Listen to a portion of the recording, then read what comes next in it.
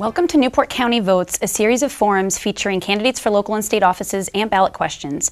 I'm Sheila Maloney, Executive Editor of the Newport Daily News, and we're here live on Thursday, October 16th. Tonight we are pleased to host an informational discussion about proposed amendments to Tiverton's town charter that will be on the November 4th ballot. Joining us tonight are Jeff Caron, Vice Chairman of the Tiverton Budget Committee, Cecil Leonard, Chairman of the Tiverton Charter Review Commission, Brian Medeiros, a Tiverton Town Councilman, and Laura Epke, Vice Chairwoman of the Tiverton Charter Review Commission. Thank you all for being here tonight. As an informational forum, this will be a little less formal than others that we have held with candidates, so let's get started.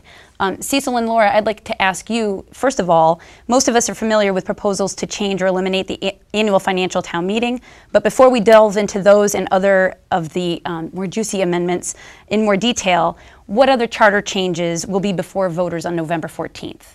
Well, first, Sheila, I'd like to thank you for hosting this event, you and the Newport Daily News and Cox.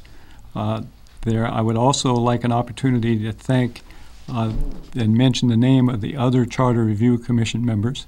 There were 7 other people besides Laura and myself: Diane Harris, Robert Cooey, Richard Joslin, Frank Marshall, Ray Medeiros, Deborah Polish, and Stan Zarambi. And I would also like to thank all the citizens of Tiverton who came to some of our meetings, who came to our public forums and contributed ideas, suggestions, and disagreed with us on more than one occasion. I want to stress that all of the proposals are important because it's the Tiverton Constitution in effect. We as a commission worked very hard to limit the number of choices. And that was not easy because there were many things that came before us that merited that attention. But let me start off with, in accordance with your wishes, and talk about question 5, which is an amendment to the intergovernment agreement. And that one is pretty well a clarification.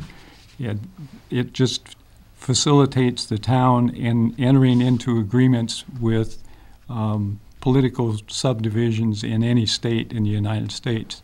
And right now it basically limits it to the Rhode Island and nearby Rhode Island communities, which would preclude us having interagency agreements with Fall River Police, so on and so forth. And particularly in this day and age when the internet is making services available all over the country. There may be some point in time where it would be to our advantage to have an agreement with some sort of a data retrieval system in, who knows, West Virginia. So that one is an important one, but it's a clarification. Now, do you want me to pick some other clarifications? Sure. You and Laura certainly okay. Can chime in. The next that is a housekeeping item is question 8. Which is amending.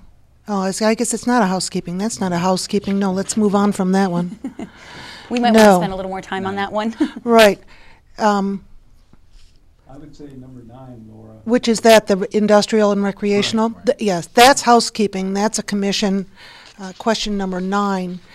The question is to remove Section 905, the Industrial and Recreational Development Commission, which was created by public law in 1968. It hasn't been staffed in years. There is no need to have this in the charter. That's pretty straightforward. The next one I would think is 9, 10, 11, which question 11, which asks if the charter should be amended to allow an elected official to temporarily fill a vacant appointed position. We've had this come up in the past where we've had elected officials. There's an appointed person that leaves. That position has to be covered for a certain amount of time, and this allows an elected official to serve an appointed position, such as we had not too long ago, the town administrator left, and the chair of the budget committee is obviously well qualified, suited to fill that role for 6 months or less. And there was some debate about whether he was allowed to do that because the charter said, no, we can't. So this is, I think, a housekeeping. And then question 10 which is entitled General Qualifications, is another housekeeping. And right now there are a limited number of commissions and boards that has the language that says that no one that's an employee of the town can serve on those boards. And what we did was just expand that to apply to each and every one of the charter boards, committees, commissions. Does not apply to committees or ad hoc groups that the town council establishes, but it just makes the charter uniform in terms of those organizations that are set up by the charter. It doesn't, just let me throw in for a minute, it doesn't prevent volunteers from attending meetings and participating in the commission. It just prevents them from being an official voting member of a commission. Okay, thank you. And then I think that moves us through to some of the more meatier issues. Okay. So shall we start with the Medeiros Amendment then, as it was called in the forum last night with Tiverton Town Council? Let's spend a little time talking about, there's two different amendments on the ballot in terms of the financial town meeting.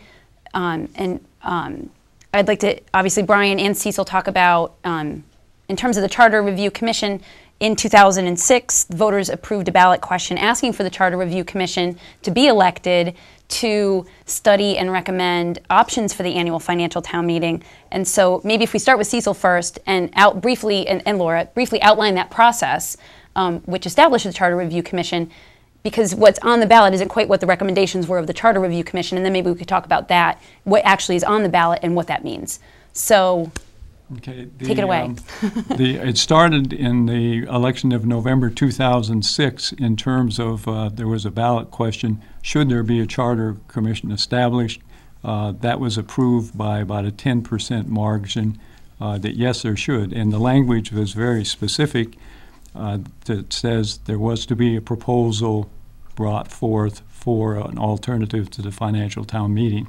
And I emphasized that it was very specific because Mr. Medeiros and I were on the town council together at that moment, and I remember well that perhaps we were viewed as somewhat obstructionist by some of our colleagues because we insisted, probably for a lot longer than they wanted us to, that it specifically say that it was going to bring forth a new proposal. That was an interesting evening. So that was approved November of '06. Then in July of '07, there was an actual election, and the Charter Review Commission was elected for a one-year term at that point. And we had our initial organization meeting and really started meeting in earnest in September of '07.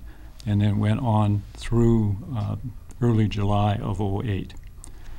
And let me kick this off by saying that both question 3 and question 4 are not Charter Review Commission proposals. The concept of question 3, that is the town council making the final budget decision, was discussed early on and discarded by the Charter Review Commission. It was revisited at the end, and again, no action was taken by the Charter Review Commission. The initial time around, well, I would say there were 3 threads, and I want to be careful here to speak for the commission, not for myself, because I'm not here for myself. I'm here to represent the commission. I would say there were 3 threads that led to that not being pursued. The first one was that there was some feeling that it gave too much power to the town council. And right now the charter is written carefully so there are checks and balances. For example, the treasurer, one of his duties, his or her duties, is to monitor the performance of the town council having to do with their budget. Number 2, there was a feeling that the proposal to have the town council control the budget or approve the budget had already been voted down twice. The most recent time rather significantly voted down in the last 5 or 6 years. And I would say the third thread that was kind of woven in there was that there wasn't a great amount of public support for it. And that one's probably the most mushy, because one of our frustrations, and Laura can agree or disagree with this, but one of our frustrations were we were constantly trying to get feedback. And although we had, in relation to some other committees, we had better turnout than, say, what you get at a budget committee hearing, unfortunately. We did have input, but there was always the feeling, do we really have the pulse of the people? So that last one is sort of mushy. On question 4, changing the time of the meeting to a Saturday morning, that was discarded very early in our process, and I believe that was a unanimous discard. There may have been one vote in favor of it, but it was the feeling of the vast majority of the committee that having it on a Saturday morning in the spring would just make getting a quorum that much more difficult. So that's a quick run through of those two. Okay, Laura, do you want to add anything to that before? Well, I would just say that the commission made a decision early on that was a difficult decision within the commission, that the vote for the Charter Review Commission to present an alternative to the financial town meeting. An alternative to the financial town meeting would not mean tweaking the financial town meeting, that it had to be a true alternative. So what we did along the way was collect all these various suggestions for changes to the financial town meeting. So there was a record of suggestions and submitted that to the council later. So there are a whole series of proposed changes to the financial town meeting, including moving it to a Saturday. And I would just add on to Cecil that you had asked about the different proposals that came up. The 3 that we came down to finally was this town council option with fail-safe, what was called the Appropriations Committee, that would be a group of town officials deciding on the budget. And the 3rd was an all-day referendum. So we really did discuss several proposals and work our way through several options. Okay. And I would like to add that there was a 4th one that we were pretty focused on up until we ran into a minor technicality, and I'm being facetious. The minor technicality was that the town solicitor came to our meeting and said, that's interesting, it's illegal, you can't do that. So that was the end of that. So you're even pursuing some illegal options. That's always interesting. Well, the thing that was interesting is that we would, the ballot, and Laura had a lot to do with laying this ballot out, would have given the voters some choices. Think of it as a regular election ballot rather than independent, Republican, Democrat. There would be budget A, B, C, and that's a little simple. But then you could pick. But you would have to pick a number. You couldn't mix your menu. And I think that had a lot of support in the commission, other than that minor thing. Well, under the law, right. You have to have a single budget proposal. Not 3 or 4 or right. Not choices. It was disappointing because it's very difficult, it's very complicated to translate all that goes on in a financial town meeting into a ballot question. Right. Thank you. So Brian, talk about your proposal and what this would do, why you think this is a good idea. And it's really not just my proposal. It's something that some of the members of the Charter Commission, including Laura, had worked on. It also was something, it was similar to something I had proposed way back to the Charter Commission, and this is something I've been talking about for the last 4 years. It's something I ran on originally. Like most people, I started out thinking, when I first moved to town, 2001, I thought financial town meeting, direct involvement, the old New England-style town meeting. This is a great thing. It's direct democracy. Then I actually participated in one. And once I did, I saw all the problems in it, not just the problems in terms of the logistics and how you run the meeting and whether people can hear the questions and understand it, but just the fact that I thought it was very detrimental to the town for a number of reasons. The primary reason I think there needs to be a replacement, regardless of what you think the replacement should be, the replacement replacing it becomes for a number of reasons. The very first one that I think alone means that we need to do something is that we have 11,000 voters in the town of Tiverton. The biggest room we have is the gym, which seats 1,000, or can hold 1,000. So basically, we have to hope that we're really unsuccessful at getting people to turn out, because if any more than 10% turn out, we have absolutely nowhere to hold a meeting. I told somebody this is essentially the same as though we had an election and we said, well, we've only got enough ballots for 10%. Let's hope that no more than that turn out. You can't operate that way. So that reason alone means that the financial town meeting, we've outgrown it in Tiverton. There's no way you can continue to do it in a responsible way. The next thing is this, is we've got over a $40 million budget. We have people who work year-round on this. We have the budget committee. We have the town council does the municipal side. We have the school committee working on the school budget. We have the treasurer involved. We have the clerk. We have everyone involved in this process. They spend months and months and months looking down the laws and all the different numbers. And then all this comes together, and in one evening, 328 people, which is about normally what shows up, 300, 400 people, less than 3-4% of the people show up. And they're supposed to figure all this out in that amount of time and make a responsible decision, in a lot of cases overriding decisions that have been worked on for months without understanding what the implications are. It's not a very good way, it's not a very responsible way of doing a budget. Another important aspect here is the fact that you've got this large meeting. It really comes down to one thing. It comes down to majority rules. And we had issues this year where people were unhappy with the outcome of the meeting. But the bottom line is the majority rules. That's how it works. I don't necessarily think that's a great way to be doing things, or meeting without very many rules. But the majority gets to decide, not the moderator. The moderator can decide certain things. The majority can override the moderator. So that's the bottom line of how it works, having that type of a meeting. Number of other problems with it. There's no accountability in this process as it is now. If you don't like the way the budget, there's very little you can do short of showing up and hoping you've got enough people to vote your side. You can't hold your elected town officials responsible. People all the time will say, well, I heard it last night in the candidates forum, the town council raised our taxes. No, they didn't. Town council had nothing to do with your taxes going up. That was the majority of people at that meeting who voted for that. You can't hold somebody accountable for what they don't have, for an authority they don't have. As far as the council having too much power, I have a fundamental problem with people who don't grasp it. This is representative government. That's why you elect a town council. The town council are not aliens brought in to lord over the town. They're members of the society. They're members of the town. Some people might dispute that. Well, you're probably right. I'm on my last of my candidates forum. You got some letters, yes. I'm sure.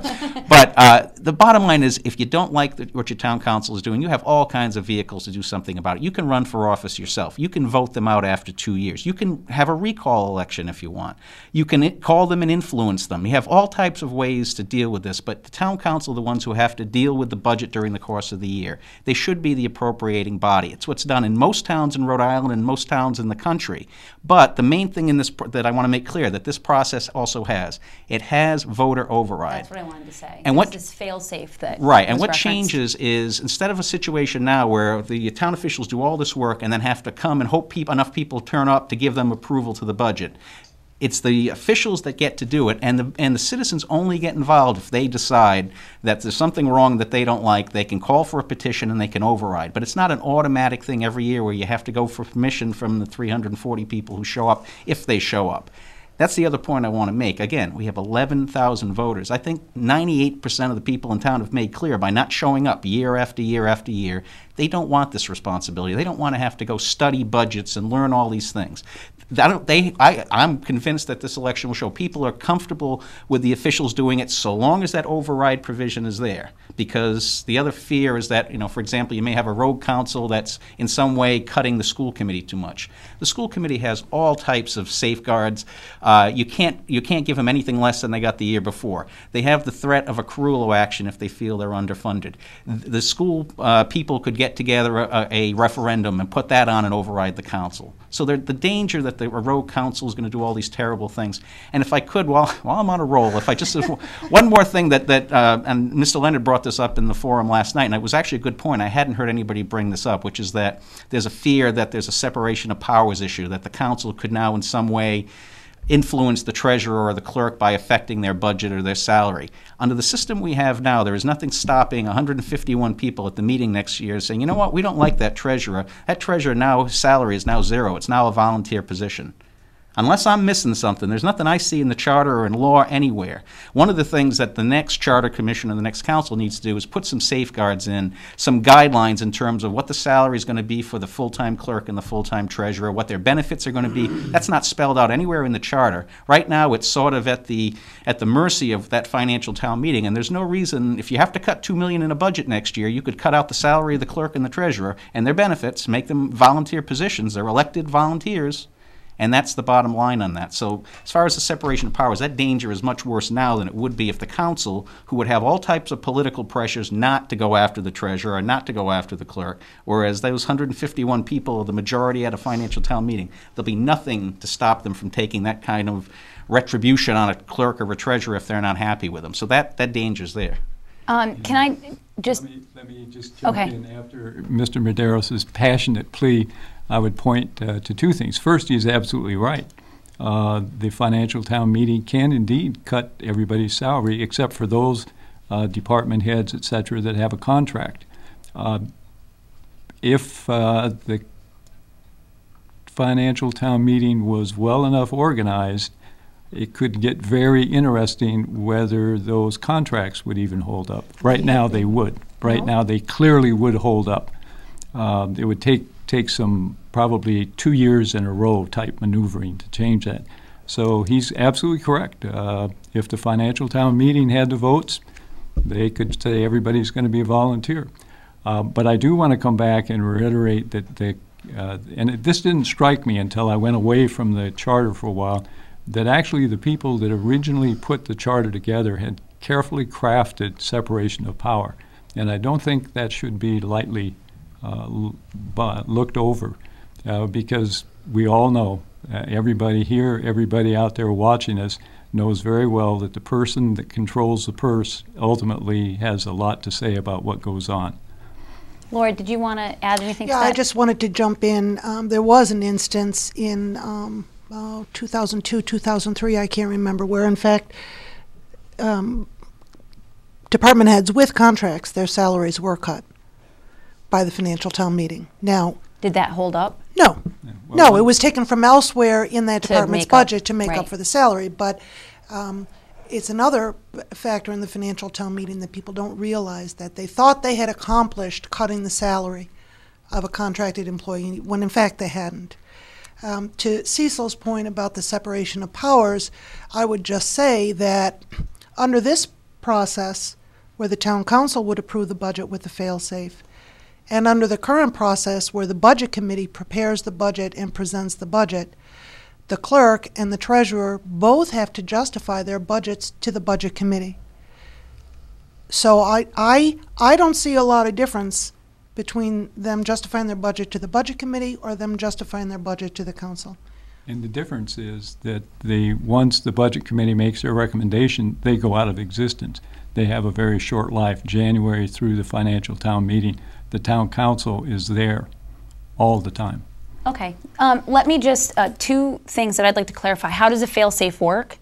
And also, there's question 3 and question 4, and how do those work if they're both approved, or if they're, I guess, if they're both not approved, it's a moot point. That's the great point, which is the change. I'm sorry. If they're both approved, according to the, there's actually a section in the charter way at the back that says if there's contradicting no, in fact that's not the case, because we put the wording in question 4, which would basically, if question 3 fails and we retain the financial town meeting, and it says it very clear, if the financial town meeting is retained, it'll change, so instead of a Wednesday to a Saturday. So question 4 is really, you'd still ask people to vote on that, because if question 3 fails, question 4 could go into effect, and that would move the financial town meeting from a Wednesday night to a Saturday morning. Exactly. But as far as question 3... Can I just jump in for 1 second, because this is an important point, Sheila, that I think may confuse voters.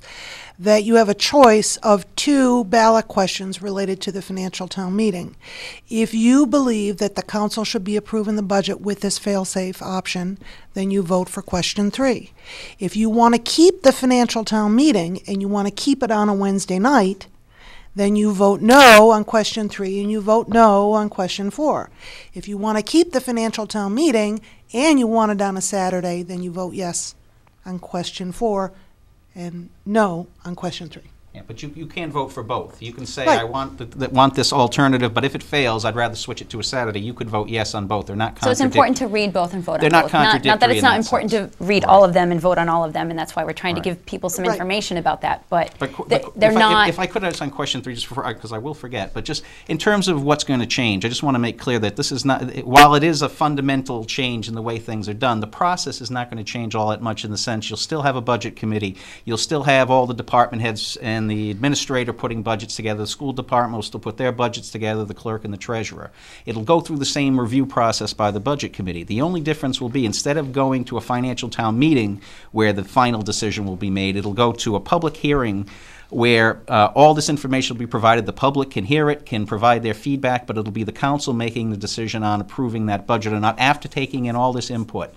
If people still aren't happy, if they decide the council Are you going to talk about the fail-safe? Yeah, exactly. If the people didn't spend, if they feel the council didn't spend enough for the schools, or they spent too much on the schools, or the municipal side, whatever they feel, you can put an alternative proposal in for a referendum. And instead of going to a financial town meeting where some people can't go and some people can't sit in the bleachers and some people can't hear things, it'd be an all-day referendum where people will have weeks to study the proposals, make their decision, and whatever the decision of that is will be final. And it's a very clean process. And that's what people need to know. This isn't something to fear. There's not all these mechanisms here. It's very straightforward, and the people still have the final say. If they're not happy with what their elected officials do, they have. Is there a percentage of registered voters that you need to be able to petition? Is that? It's 5% of registered voters to fill out, which is half of what Portsmouth has. It's half of what a lot of places have, where they have a 10%.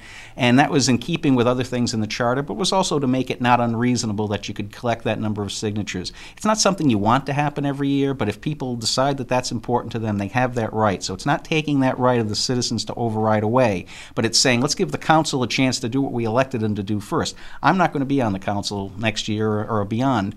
This isn't something I want to have the other thing is, people say when it's a council power grab. Let me tell you, the people who are going to be on that council don't want, in these economic times, to have the responsibility for that budget, to do all that extra work, and then to have to take the blame for whatever comes out of it. They'd rather this fails, I'm sure. They're already getting the blame, though, so.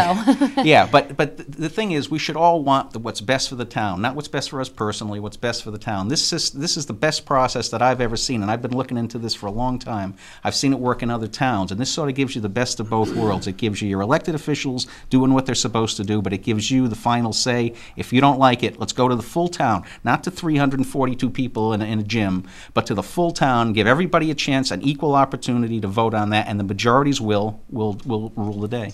Anything else on that? Because Jeff has been waiting patiently, so I want him to be able to. It's interesting that if the proposal that the Charter Review Commission put forward and let the people vote by a secret ballot on the budget, that would have done just that. But in terms of moving on to the best interests of the town, there's a couple other things that are really important that we need to move on to. Okay, before we get, because I do want Jeff to be able to talk about question 12. And one of the really important ones is question 6, and that's the transfer of town land that says that, with a couple exceptions, the industrial park being one, and donation of land for certain open space situations, people will have the right to vote on the sale of town land. And right now, there is no provision in the charter that clearly requires voters to approve the sale of town-owned land. It's sort of a tradition, precedent, but there's nothing that clearly states that it has to be approved by the financial town meeting. And this proposal is also important in that if the financial town meeting goes away, now there is a mechanism for the disposal of town-owned land. And given the fact that the land is an important asset of the town, I think that's very important. And I want to jump ahead to a very somewhat contentious number 8 in terms of the town administrator having sole authority to hire and fire department heads. Right now, the charter is contradictory. Is that a good word? Yes. That it splits the authority between the town council and the town administrator, and this will clarify that it's really up to the town administrator, because he's the one that works with the department heads and knows their performance best. Now, the fact remains that the town council still has a vote in there in terms of salary and contracts. But recently, the town council adopted a model contract. So that takes some of the arbitrariness that some people might fear out of the equation. So I think those are two very important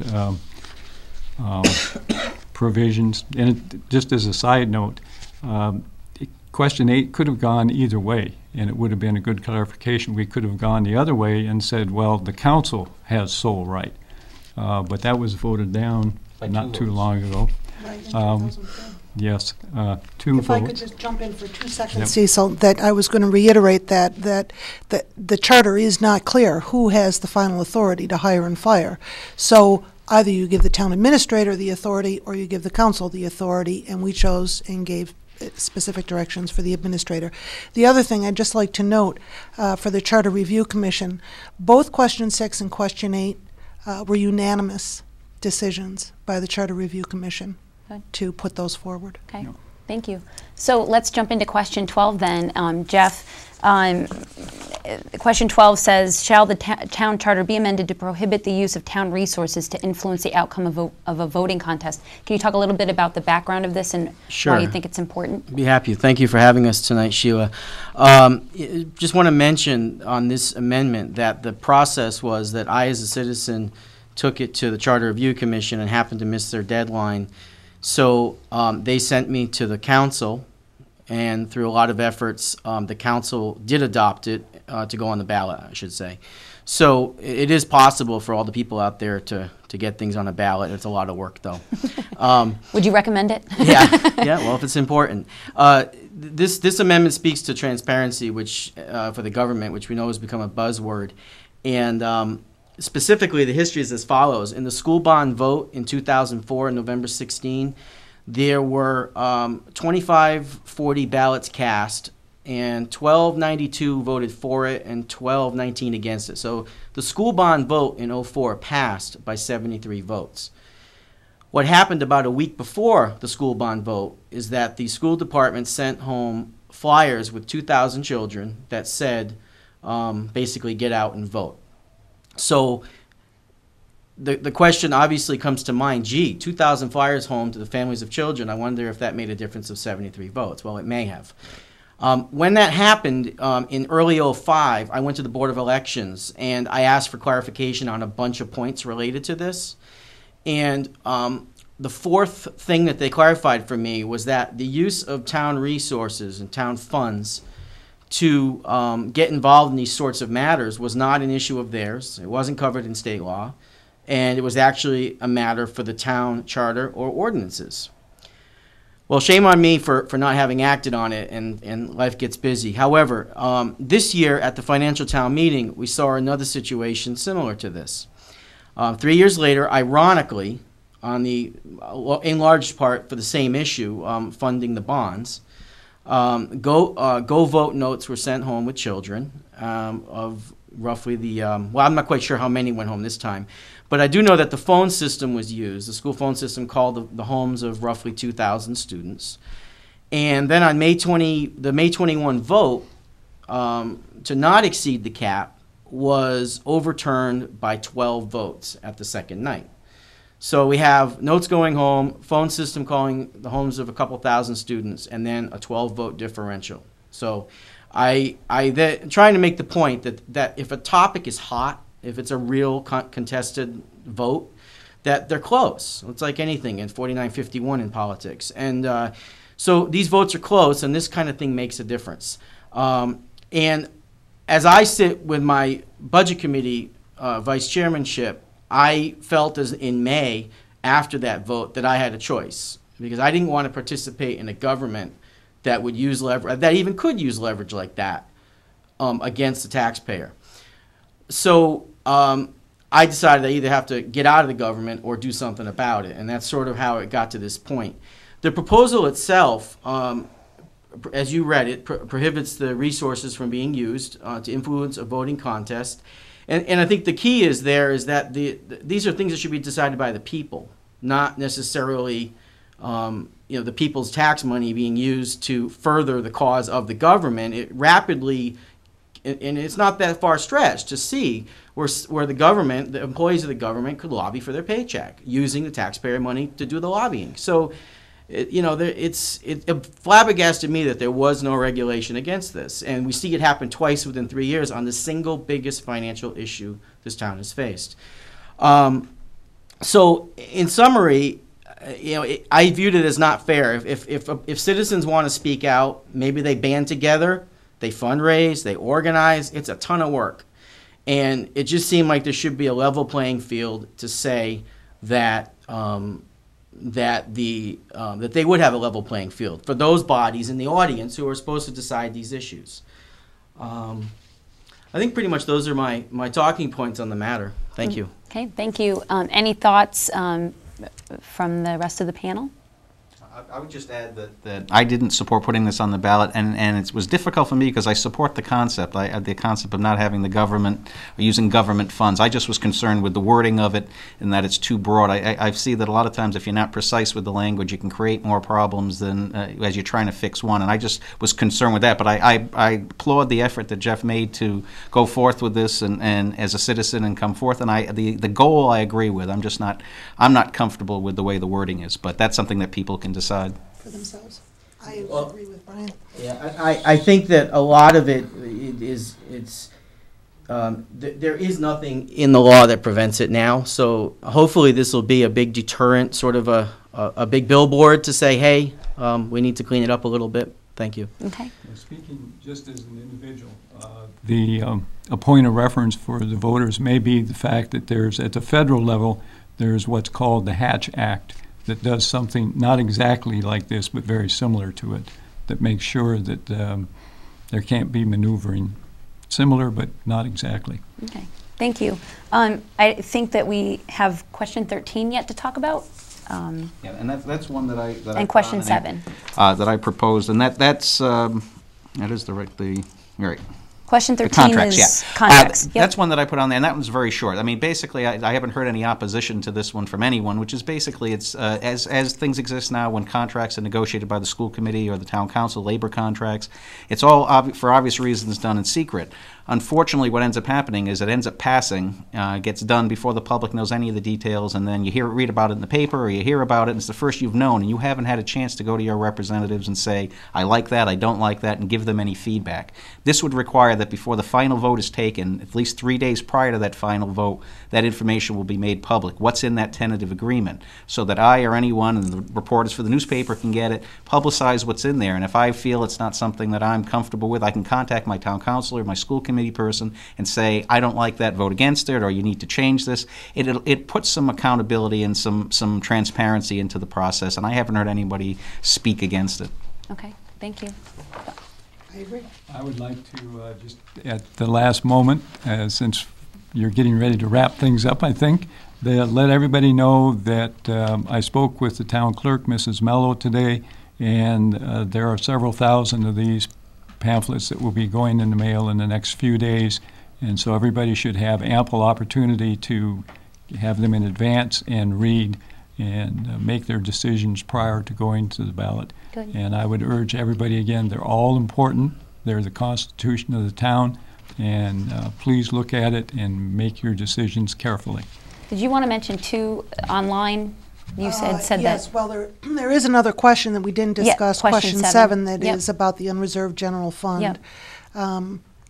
Do you want to Sure. No, quick? That was basically, that was a revision of something that had come from the Charter Commission, but the bottom line of that was that there's a provision that in order, in case of an emergency, to go over, to take more than what is prescribed of the general fund to be able to use it, you needed a vote of 75%, which would either be at the financial town meeting as it exists now, or it would be under some type of a referendum situation where you would need 75%. And there's no other vote anywhere that you need 75%. It's not a reasonable number, or so the council felt, so it was put on so that, like everything else, it's a majority vote. And it's a protection. And it simply changes that one provision from 75% to a majority. Okay. And just quickly, Cecil Yes. showed the voter information guide. In the voter information guide are the ballot questions, the reason for the proposed change, and what the effect of the change would be. The actual changes to the language, to the charter language itself with the strikeouts and the underlines for the inserted language will be online. Is that at the Tiverton? www.tiverton.ri.gov. Okay. And it's also available in hard copy at the town clerk's office. Correct. At the town clerk's office. Yep. Okay. Great. Well, that's all the time that we have for this forum about proposed amendments to Tiverton's town charter. I'd like to thank all of you for coming out tonight and helping discuss and inform voters about these charter amendments. As Cecil said, it's important, and hopefully people will know a little bit about them before they go into the voting booth. This forum and similar forums that we will be holding with candidates in other contested races for local and state offices will be shown on NCTV 18, Cox Channel 18, a number of times before Election Day on November 4th. I'm Sheila Maloney, and on behalf of the Daily News and the NCTV Access Group, thank you for watching and good night.